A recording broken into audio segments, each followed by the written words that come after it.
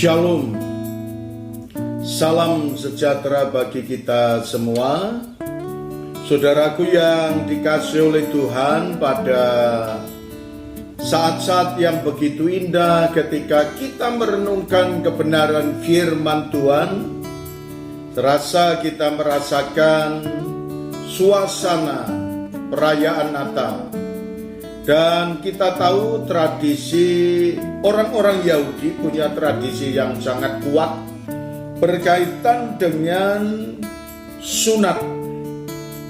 Dan kita tahu bahwa sesudah Yesus lahir, dan kita akan belajar tentang sunat yang dilakukan oleh orang tua Yesus Kristus.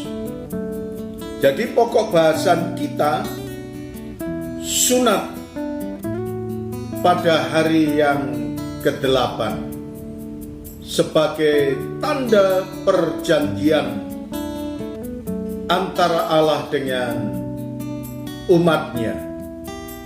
Saudara sekalian, dalam kitab Lukas pasal yang kedua, ayat yang ke-21 sampai dengan ayat yang ke-24, firman Tuhan berkata kepada kita, "Dan ketika genap 8 hari dan ia harus disunatkan, ia diberi nama Yesus, yaitu nama yang disebutkan oleh malaikat sebelum ia dikandung ibunya.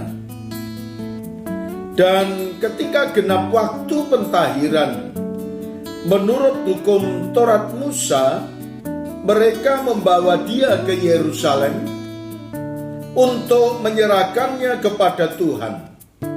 Seperti ada tertulis dalam hukum Tuhan, semua anak laki-laki sulung harus dikuduskan bagi Allah, dan untuk mempersembahkan korban menurut apa yang difirmankan dalam hukum Tuhan, yaitu sepasang burung tekukur atau 2 ekor anak burung merpati." Saudaraku yang dikasihi oleh Tuhan, bahwa sunat itu sebenarnya sudah dilakukan sejak zaman Abraham. Dalam kitab Kejadian pasal 17 ayat yang ke-10 dikatakan, "Inilah perjanjianku yang harus kamu pegang, perjanjian antara aku dan kamu serta keturunanmu, yaitu setiap laki-laki di antara kamu harus disunat." Dan saudara sekalian, di sini kita tahu bahwa sunat sebagai tanda perjanjian antara Allah dengan umatnya. Jadi ketika kita tahu bahwa Allah mengajarkan kepada kita agar semua umatnya yang sudah boleh dikatakan mengikat perjanjian dengan Allah untuk tetap setia kepada Tuhan dan untuk tetap taat melakukan apa yang diperintahkan Tuhan kepada kita. Demikian pula saudaraku yang dikasihi oleh Tuhan, pada zaman perjanjian baru, kalau kita boleh melihat apa yang dikatakan dalam kitab Roma pasal yang kedua ayat 29, "Tetapi orang Yahudi sejati ialah dia yang tidak nampak keyahudiannya, dan sunat ialah sunat di dalam hati, secara rohani bukan secara hurufiah. Maka pujian baginya datang bukan dari manusia melainkan dari Allah."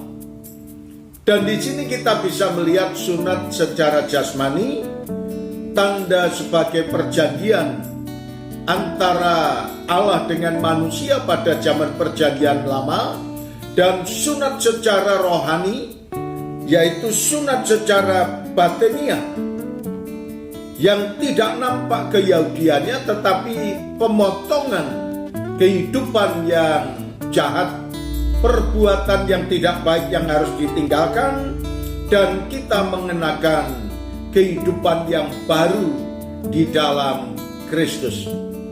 Terima kasih Tuhan Yesus, kami mengucap syukur boleh merenungkan kebenaran firman-Mu.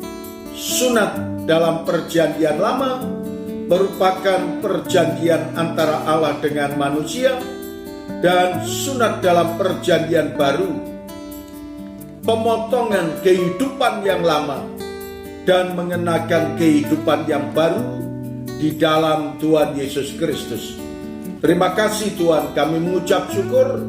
Di dalam nama Tuhan Yesus kami berdoa. Amin.